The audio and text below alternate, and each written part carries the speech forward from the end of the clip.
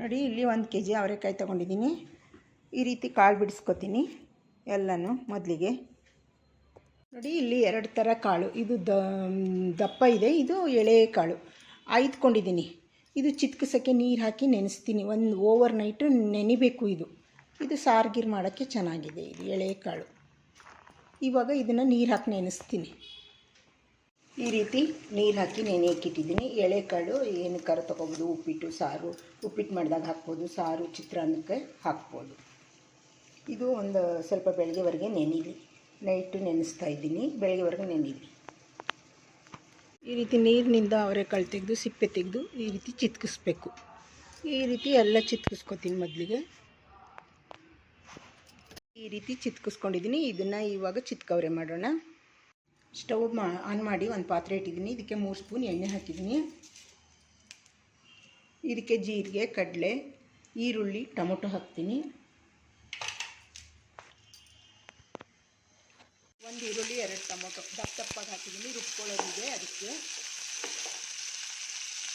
ಇವಾಗ 5 ಬ್ಯಾಡಗಿ ಮೆಣಸಿನ್ಕಾಯಿ ಹಾಕ್ತೀನಿ.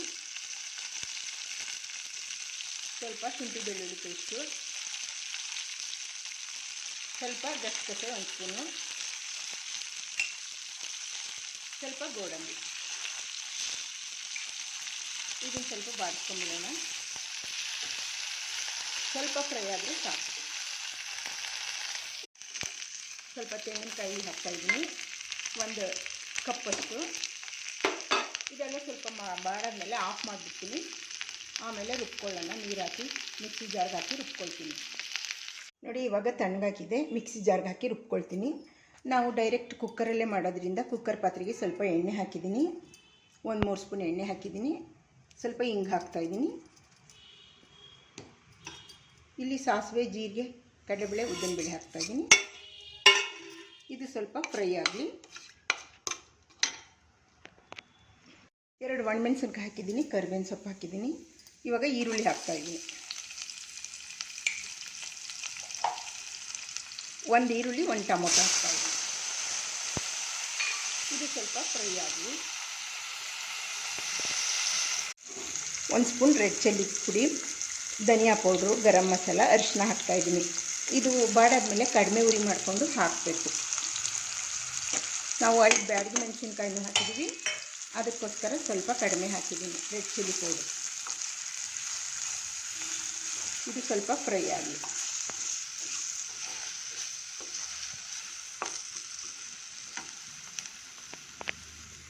ಇವಾಗ ಚಿತ್ಕಿಸ್ಕೊಂಡಿದ್ವಲ್ಲ ಅವರೆಬೇಳೆ, ಅದನ್ನು ಹಾಕ್ತಾಯಿದ್ದೀನಿ. 1 ಲೋಟ ನೀರಿಗೆ ಇದರೊಳಗಡೆ ಹಾಕ್ತೀನಿ.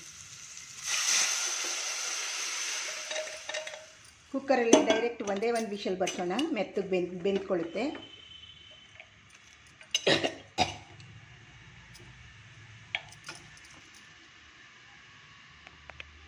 ಇವಾಗ ರುಚಿಗೆ ತಕ್ಕಷ್ಟು ಉಪ್ಪು ಹಾಕ್ತೀನಿ. ಇವಾಗ ರುಬ್ಬಾಕಿರೋದಾಕಿ ನಮಗೆ ನೀರಿನ ಕನ್ಸಿಸ್ಟೆನ್ಸಿ ಹೇಗೆ ಬೇಕೋ ಹಾಗೆ ಮಾಡಿಕೊಂಡು ಕುಕ್ಕರ್ ಮುಚ್ಚಳ ಮುಚ್ಚಿ 2 ವಿಷಲ್ ತೊಗೊಳ್ಳೋಣ.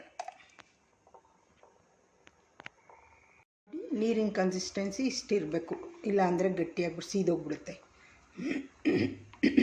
ಇದು ಅನ್ನ, ಚಪಾತಿ, ರೊಟ್ಟಿ, ಇಡ್ಲಿ ಎಲ್ಲದಕ್ಕೂ ಚೆನ್ನಾಗಿರುತ್ತೆ. ಇವಾಗ 2 ವಿಷಲ್ ತೊಗೊಳ್ಳೋಣ. 1 ವಿಷಲ್ ತೊಗೊಂಡ್ರೆ ಸಾಕು, ಬೇಕಾದರೆ ನಾನು 2 ತೊಗೊಳ್ತೀನಿ. ನೋಡಿ ಈ ರೀತಿ ಬಂದಿದೆ.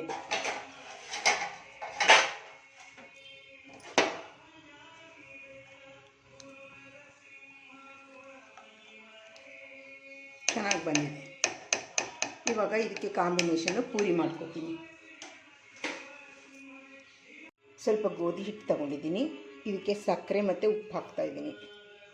ಎಲ್ಲ ಮಿಕ್ಸ್ ಮಾಡಿಬಿಟ್ಟು, ನಾನೇನು ಹಾಕಲ್ಲ, ಎಣ್ಣೆಕಾಯಿ ಸೀಗಿಸಿ ಏನೂ ಹಾಕಲ್ಲ, ಬರೀ ನೀರು ಹಾಕ್ಕೊಂಡು ಚಪಾತಿ ಹಿಟ್ಟಿಗಿಂತ ಸ್ವಲ್ಪ ಗಟ್ಟಿ ಕಲಿಸ್ಬಿಡ್ತೀನಿ. ಸ್ವಲ್ಪ ಗಟ್ಟಿ ಇರಲಿ ಚಪಾತಿ ಹಿಟ್ಟಿಗಿನ್ನ. ಇವಾಗ ಎಲ್ಲ ಕಲಿಸ್ತೀನಿ. ನೋಡಿ ಇಷ್ಟು ಗಟ್ಟಿ ಕಲಸಿಟ್ಟಿದ್ದೀನಿ. ಮೇಲೆ ಒಂದು ಸ್ವಲ್ಪ ಎಣ್ಣೆ ಹಚ್ಚಿ ಇಟ್ಟಿದ್ದೀನಿ. ಸ್ವಲ್ಪ ಹೊತ್ತು ನೆನೆಯಲಿ. ಇದು ಬಾಣಲಿಗೆ ಸ್ಟವ್ ಆನ್ ಮಾಡಿ ಎಣ್ಣೆ ಕಾಯ್ಕಿಟ್ಟಿದ್ದೀನಿ. ಇಲ್ಲಿ ಸ್ಲ್ಯಾಬ್ಗೆ ಸ್ವಲ್ಪ ಎಣ್ಣೆ ಹಚ್ಕೊಳ್ಳೋಣ. ನಾನು ಹಸಿಟ್ಟು ಹಾಕ್ಕೊಳ್ಳಲ್ಲ, ಬರೀ ಲಟ್ಟಣಿಗೆ ಸ್ಲ್ಯಾಬ್ಗೆ ಎಣ್ಣೆ ಹಾಕ್ಕೊಂಡು ಒಂದು ನಿಂಬೆಹಣ್ಣು ಗಾತ್ರ ಉಂಡೆ ಮಾಡ್ಕೊಂಡಿದ್ದೀನಿ. ಇವನ್ನೆಲ್ಲ ಒತ್ತಿಟ್ಕೊತೀನಿ. ಮೊದಲಿಗೆ ಸ್ವಲ್ಪ ಲಟ್ಟಣಿಗೆಗೂ ಎಣ್ಣೆ ಹಚ್ಕೋಬೇಕು. ಇವಾಗ ಒತ್ತೋಣ. ಎಣ್ಣೆ ಕಾದಿದೆ. ಈ ರೀತಿ ಒತ್ಕೊಂಡು ಇಟ್ಕೊಬಿಟ್ಟು ಆಮೇಲೆ ಒಂದೊಂದಾಗೆ ಬಿಟ್ಟು ಕರಿತೀನಿ.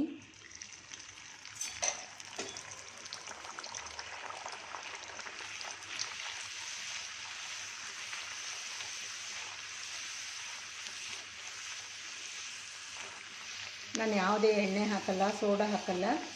ಈ ರೀತಿ ಪೂರಿ ಮಾಡ್ಕೊತೀನಿ.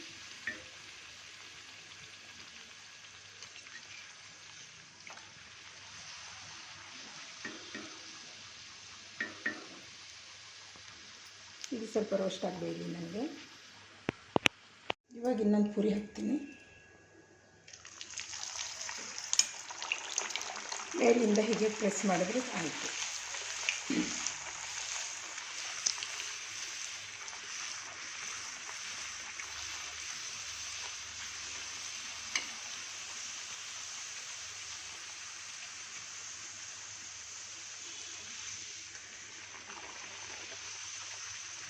ಈ ರೀತಿ ಪೂರಿ ಮಾಡ್ಕೊಳ್ಳೋದು.